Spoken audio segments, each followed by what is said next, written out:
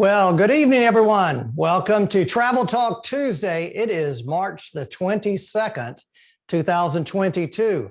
Thank you guys for joining me tonight. And boy, I'm still getting accustomed to this daylight savings time. Here it is 7:30 at home and it's broad daylight outside.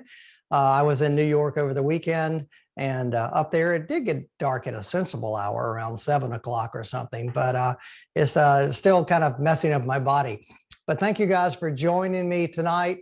As I have promoted over the last few days, Charlotte and I were in New York City over the weekend. We arrived up there. We left Jacksonville here early Friday morning. Thankfully, getting to New York from here is a direct nonstop flight, which is very seldom that we have that from Jacksonville anywhere.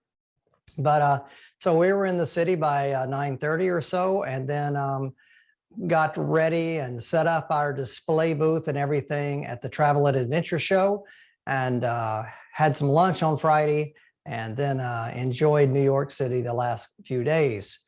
Well, we enjoyed it from within the Javits Convention Center on Friday night, Saturday, and Sunday, but we had yesterday as well to explore the city and check it out, since we hadn't been there in many years. Now, I've got about 35 or 6 minutes worth of content tonight, so I'm not going to stop the video too much, but I will talk over it and share with you some things, some of my gleanings from my recent trip to New York, and some information about traveling to the United States or within the United States, and also to Europe.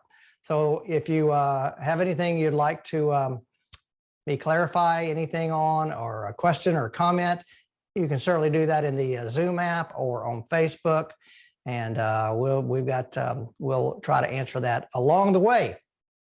So without further ado, let me share my screen and get moving with this video here.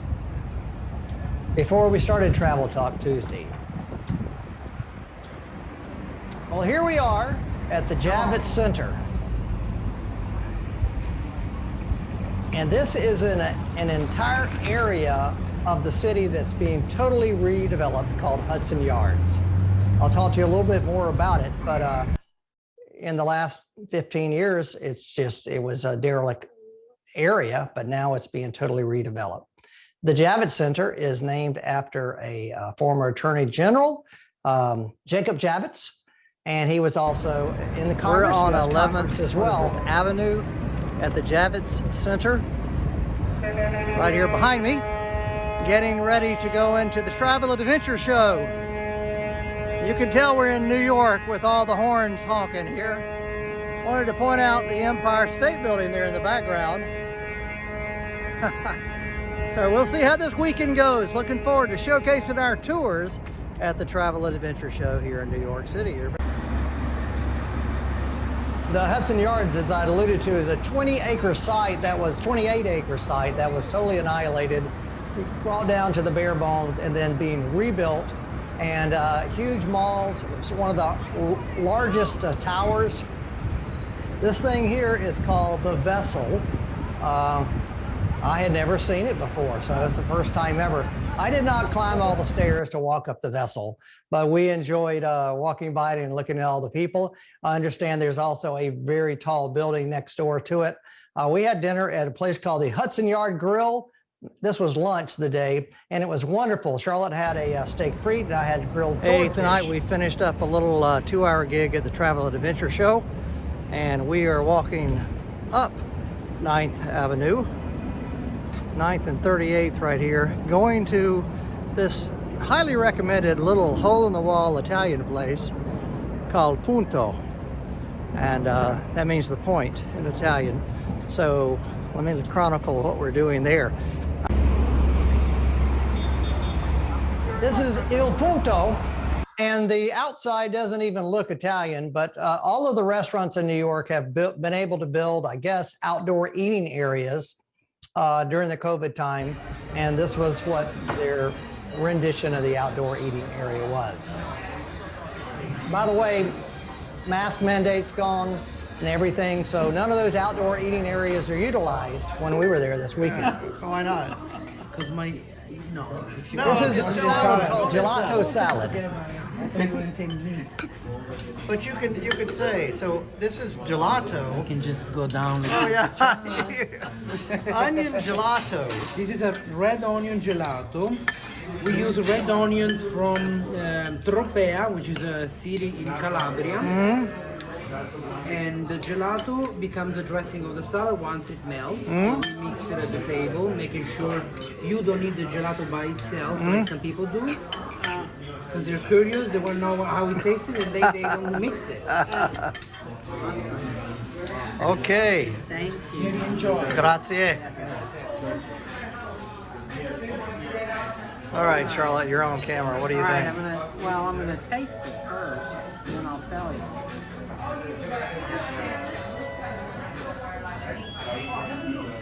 That's very good. Like, what's good about it? Well, the shrimp are cooked perfectly. Okay. And the dressing is light. But Because the dressing is just the onion gelato, right? Yeah. It's very tasty. Very good. And I can tell you that I'm not a big fan of salad, but that was probably the best salad I ever had. It's their signature dish as well in Il Punto. We also had, that's veal scallopini, but the two dishes before that were fantastic as well. We're going to talk about it on the way, but this is gnocchi with bacon. We had some wine Nero d'Avolo from Sicily, from Mount Etna, because the restaurant was the Italian owners. I don't were really Sicilians. like limoncello, but this restaurant here, Il Punto, here in New York City, has made this limoncello during the pandemic. So why not? And they had no one to give it to. Salute. So now they're giving it away.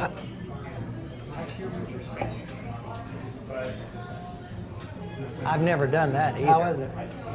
Drank a limoncello in one swig. It is. It matches anything we have in the Amalfi Coast. Okay, so we finished up our night in New York on our first day. We are here on this restaurant. We think it's true Sicilian restaurant.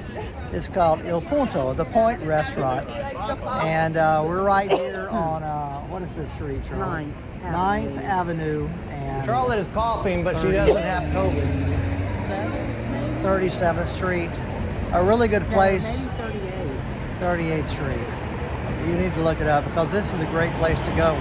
We had a great starter of gelato salad. Gelato salad, which we'll have explained, which our waiter Antonio explained to us. And then we also had, Charlotte, what'd you have? The gorgonzola? The gnocchi. Gnocchi gorgonzola. And I had a lobster ravioli, and both of those dishes were fantastic. And then I finished it off with veal scallopini, which was typical veal scallopini. Nothing wrong with I would it, recommend but it was as maybe expected. just doing all that meal we had already.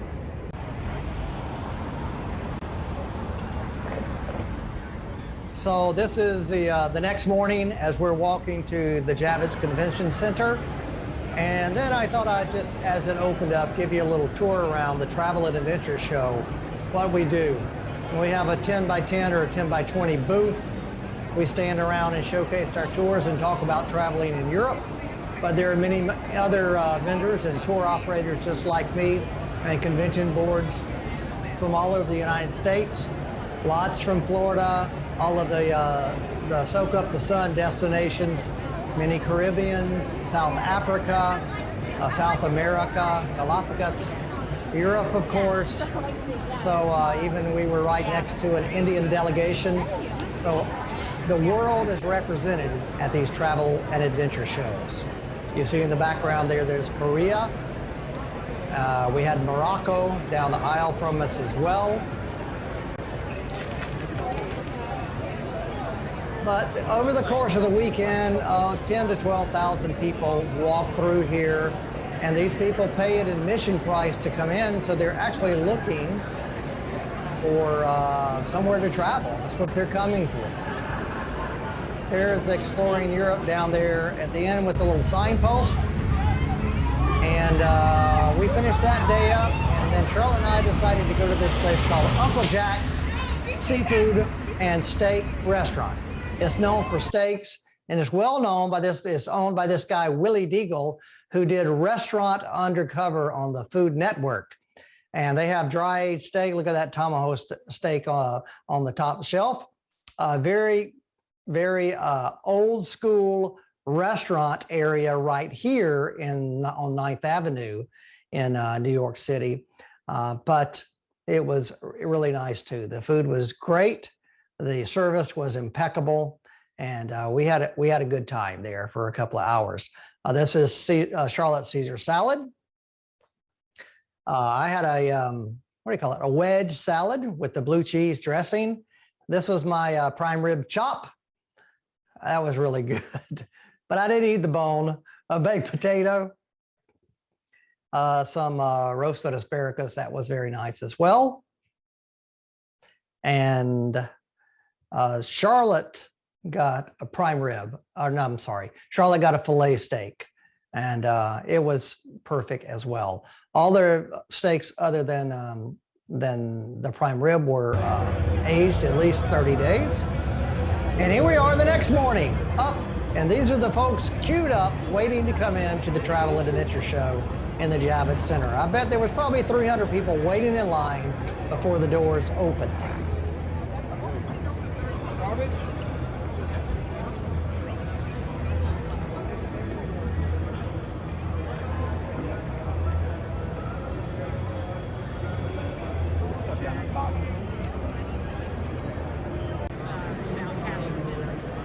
This is Charlotte talking to some folks at our booth. You see our signpost there? I got that idea several years back and built it here at home in my shed. And it's a big draw. People come up there and it's a photo op for everybody. So it's a pretty good deal to bring people into our booth.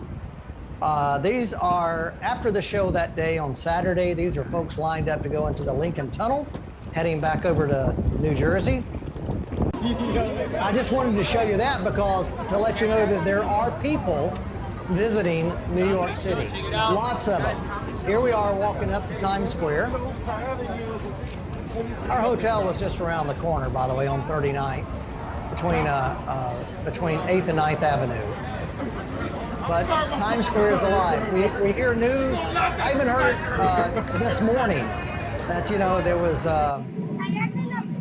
I'll let this guy talk a second. We made it to Times Square here. It is on the 20th of March, about 6:45 or so. I can definitely tell you that there is no problem being in Times Square as far as tourism goes in New York City.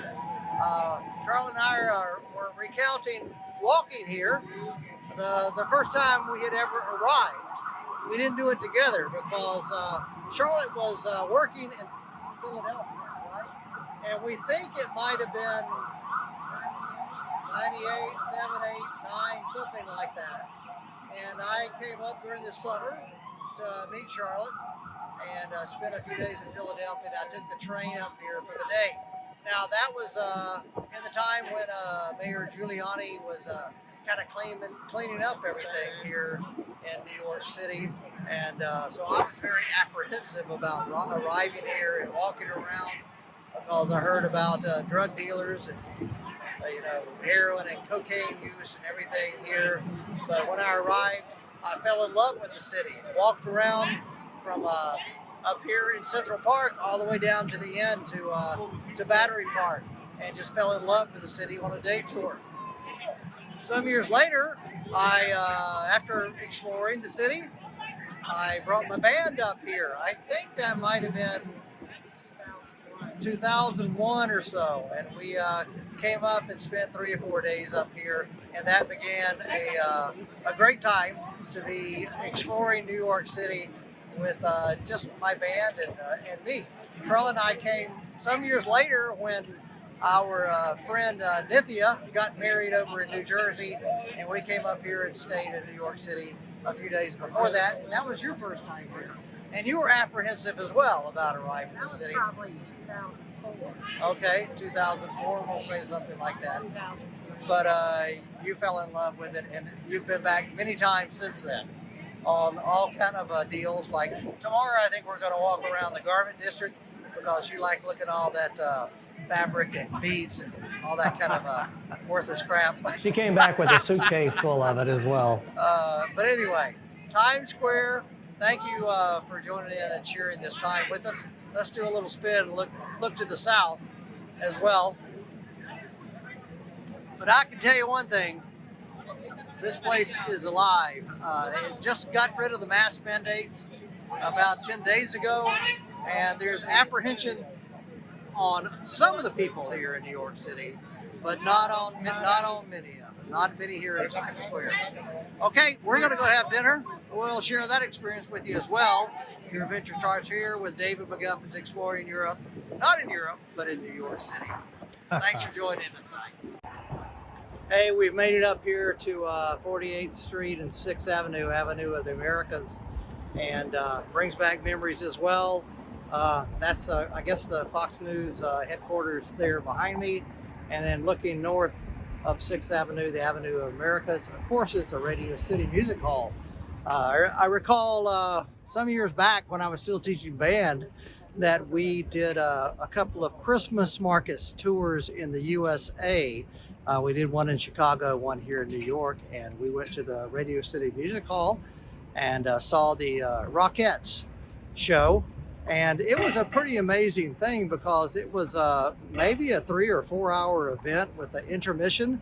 And the first half of it was the Rockettes and all the songs, the dance and everything else. And then the second half was the Christmas story of Jesus' birth with camels and all kind of wild animals coming in to celebrate that birth. It was an amazing thing. And I waxed on, so I saved you from listening to me dwell on.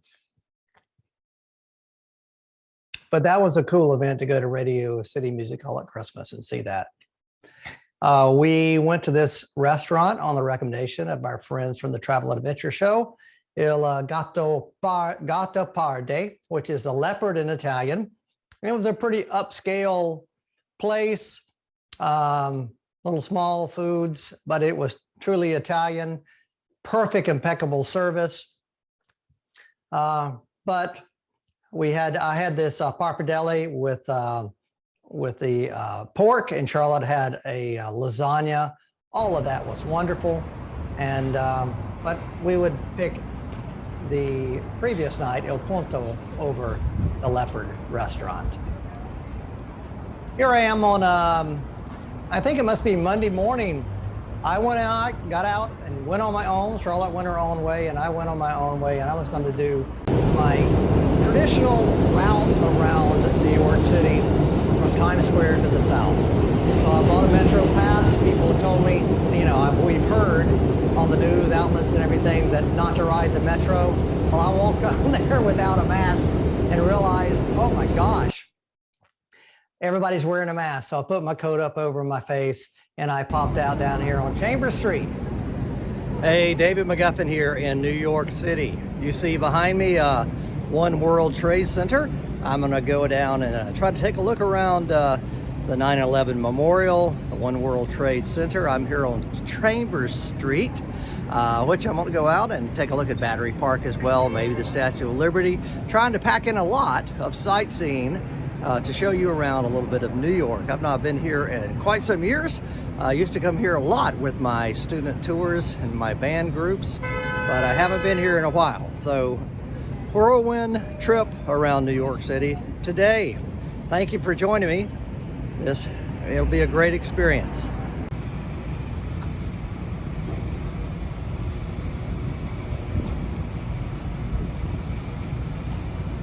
After researching this, I regret I did not go inside that subway station.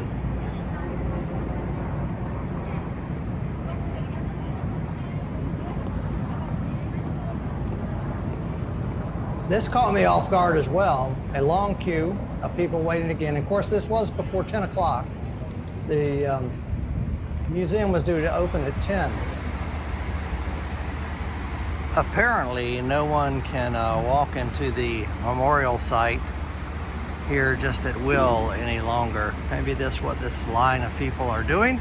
I haven't done my research down here since COVID protocols and everything, but I guess that's one of the reasons to limit the amount of people around the 9/11 memorial site. So I want to just walk around the perimeter and head on down there to Battery Park. You know, it may be, and I don't know this either, it may be going into that area is part of the admission into the museum. I'm not sure, but I seem to recall I was able to walk up to those north and south tower sites when I was there 5 or 6 years ago.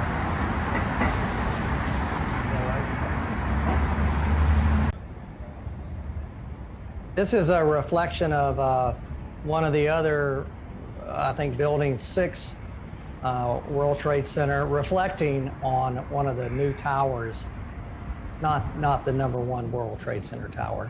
Pretty cool. And then this this is new for me. I've never been up here. This is a park that's been created called Liberty Park. And this Königssphere is a bronze sculpture that was actually, I just showed you a moment ago, sitting in this area between, I'm gonna have to stop it because it's going faster than I can talk. That bronze sphere, the Königssphere, was sitting in between the two former twin towers of the World Trade Center. And on September 11, 2001, when the trade centers were attacked and they fell down, this was basically the only thing that was intact, but yet damaged in the entire site.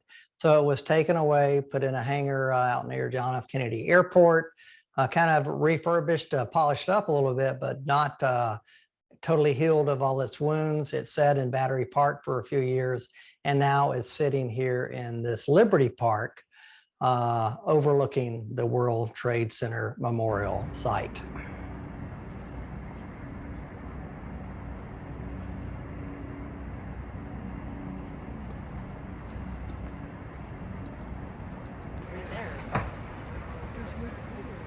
And for those of you who have not been here, there are two pools that are the size of the foundation of World Trade Center 1 and World Trade Center 2, North and South Towers. The names of the victims who lost their lives in the attack on those two towers, September 11, 2021. Now, I had to do a little research here as well, but there was a church sitting here, St. Nicholas Church, on September 11, 2001, that was totally annihilated as a Greek Orthodox church. And this is the new church being built practically on the same site. And it's going to be a national shrine, Greek Orthodox shrine, and a shrine to 9/11 as well. And another thing I didn't know, here we go, the Anne Frank tree. Outside of, I got to stop it here too because that's ties to Europe.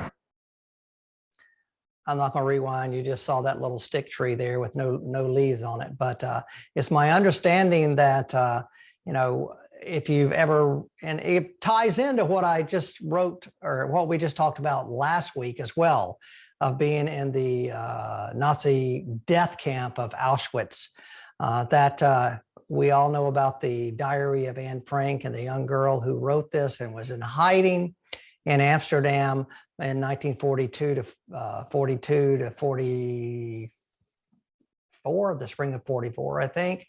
And then she was captured and taken away. But in her diary, she wrote 4 or 5 times about looking out the window when she was able to go up into the attic and come out of hiding and but not reveal herself, but look through the window panes up into the air. And she saw the the leaves or the limbs of the chestnut trees, the chestnut tree out on the street.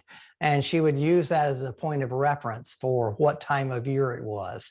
If the limbs were barren, she knew it was winter, but she knew when spring was coming because buds were coming out and everything. And so she wrote about that. So that tree has since been blown down in a windstorm, but there were several shoots coming off of that have been grafted and transplanted in various places throughout the world. And one of those was right there at Liberty Park in New York City. By the way, Anne Frank, her mother and her sister were transported. They were caught and transported to Auschwitz eventually, and immediately, well, on the dividing platform, like I talked about last week, were sent to the left, which means directly to the gas chamber. And it's just such a terrible story. But her father, Otto, was able to survive and get away. And the diary of his daughter, Anne, came into his hands, and he promoted it, and that's why it was published. Okay, back to New York. That's a whole story. So, that museum.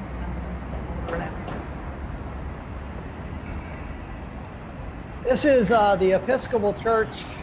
I got to look at it. St. Nicholas Church.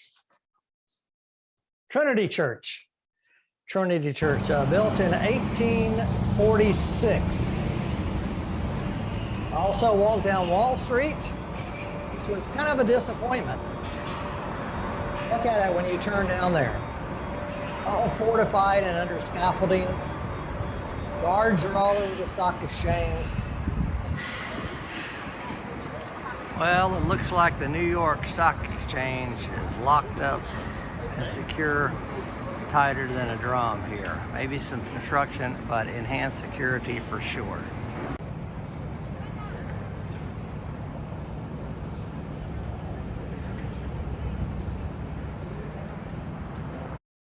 This, I know I said I wasn't stopping many times, but this warrants explanation as well. It's called the Charging Bull. And, you know, it's represents the bull market on Wall Street. And the story goes that this Italian sculptor or artisan, I guess it's not a sculptor if you're making bronze, but artisan, cast this bull in bronze and brought it on a flatbed truck and put it on the side of the road right in front of the stock exchange in the late 1970s, I believe it was. And so no one expected to show up there. And how he had the money just to do that, I don't know. I'm sure there's a big backstory for that. But long story short, the police, New York City Police Department, hauled that sculpture away. Then they realized that it had some value and merit, and they put it right here in this area where it is now. And I'm told that I was with my band in 2008, and we were coming back for dinner in the dark of night or all about midnight or so. And that there was nobody around, and I got up on top of that bull's neck and grabbed the horns and said, "Yippee-ki-yay." Now, I don't remember that, so I don't think all those band kids are lying. But when I retired in 2013, they presented me a photo of that event. And had I found it, I would have shared it with you. But maybe if some band kids are watching from back in the day, you can remember that as well. But that was a pretty good deal as well. My sister's calling me. She should know. She should be watching Travel Talk Tuesday. I don't know what she's calling me in the middle of my presentation for. But hey, Susan, I'll get to you a little bit later tonight, okay? So now everybody comes up here for great photos. And I don't know why the back side's better than the front side, but many people think it is.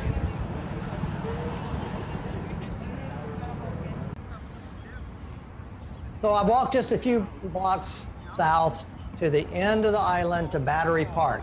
Battery meaning these are where all the cannons were situated when we were Hey, David defending McGuffin this here. I've land. made it to the very south end of Manhattan here. You can see behind me the One World Trade Center, and I'm about 5 or 6 blocks south of that at Battery Park here.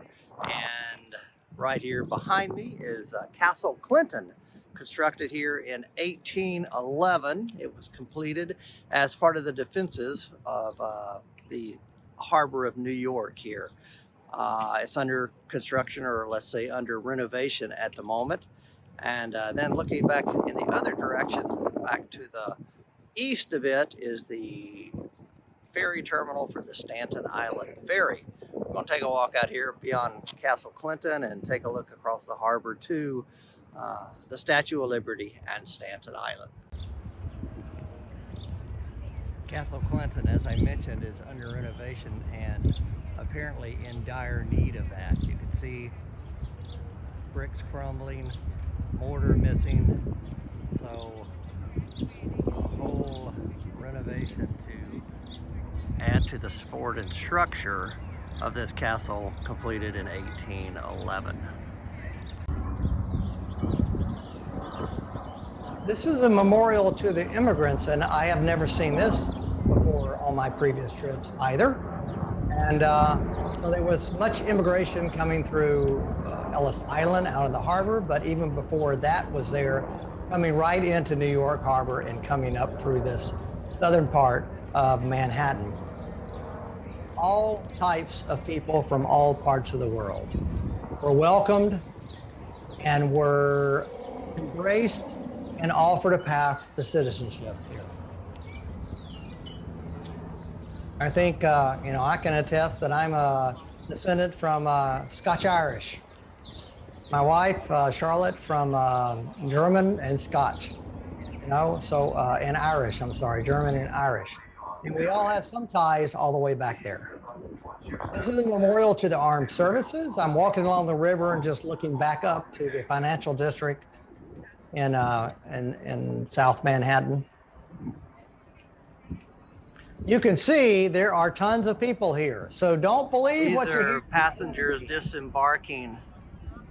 It's scary to be there? No. Cruise boat here, New York City. that goes over to the Statue of Liberty and cruises in the New York Harbor.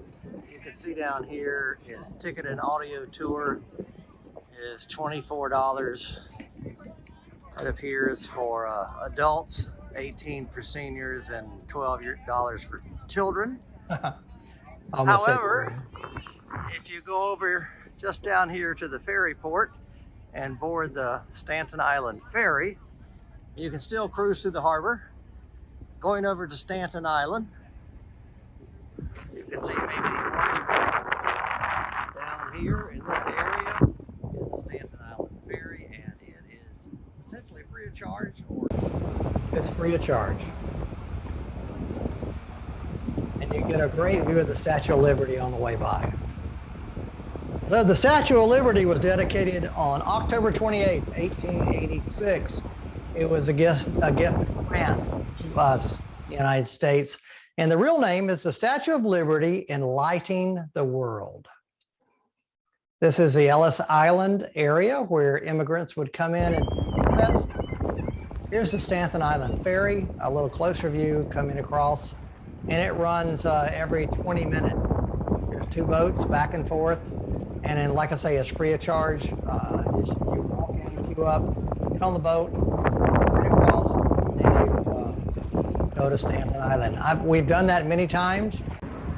My tour groups done it free of charge. I've never visited Staten Island other than doing a U-turn and coming right back across on the boat.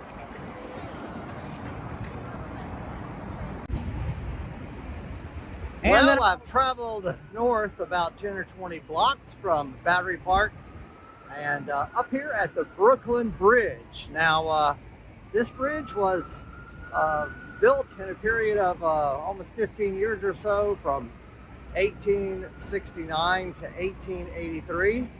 And at the time, it was the only crossing of the river here, the East River here in New York City, connecting the next mainland area of Brooklyn. Now, I'm told that up until, well, for a long time after it was constructed, it was the longest natural span bridge anywhere in the world. And it spans from this pillar here to the next one. Beyond that is just about 1,600 feet at a height of about 127 feet above the East River below at high tide. I'm going to walk up a little bit further. I'm not going to go all the way across the bridge because I've got to head back to Manhattan later on, but we'll get a closer look at the Brooklyn Bridge. Thankfully, there's a pedestrian walkway here, totally sequestered from the traffic below. I'm told there's 5 lanes of traffic, like maybe more. It's like 3 going this way and 3 coming in the direction of Manhattan.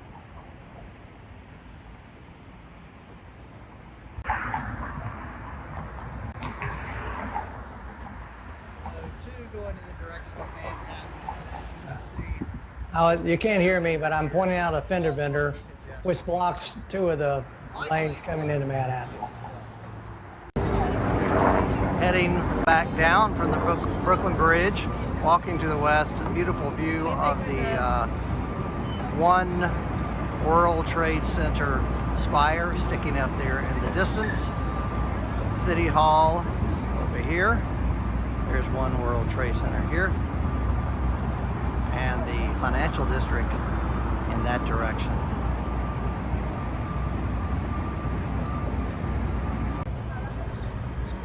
I wanted to show you tourism is alive and well.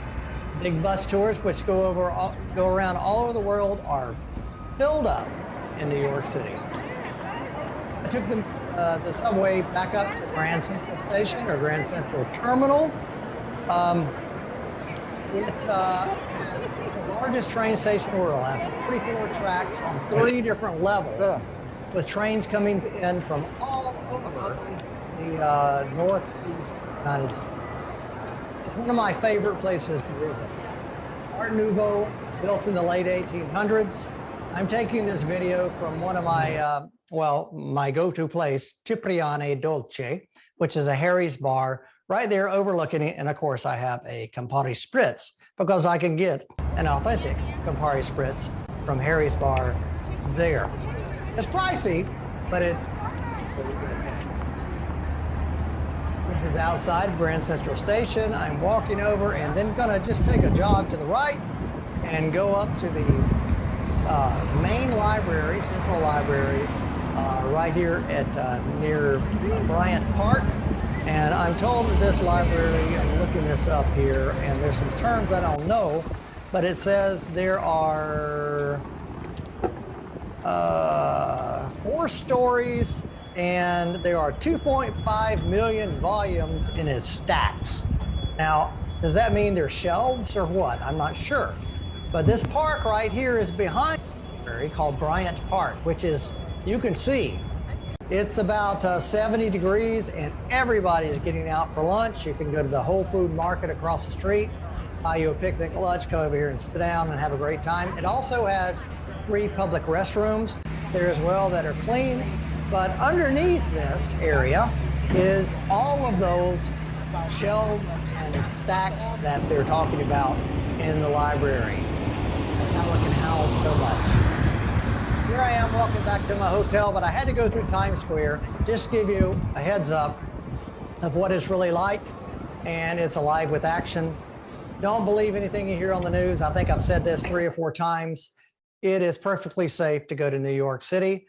We ended up our day right down the street from our hotel. We had 2 hours to kill, and we had a fantastic, authentic Italian so we're in a lunch. taxi heading from. And now you have to listen to me Manhattan drone out to on after JFK the Airport Italian. and traffic jam. So I think travel's back here in New York City. As I said, we've been around. Charlotte has gone to, where'd you go to? Macy's and Mood, which is, what is Mood, Charlotte? It's a big fabric store And where is that? What area? in the garment district. Which is fashion center, I guess. Like what area of town though? Give me the streets and stuff. Oh, well, Mood is on 37th. Macy's is on 34th. Okay, so in that region in between maybe 9th and 7th Avenue, all that area. What? Oh. She doesn't like, we don't want that. We don't want that. Oh my goodness. The roads are rough in the taxi. But anyway, we're heading back to JFK Airport. We've used this app called ARRO.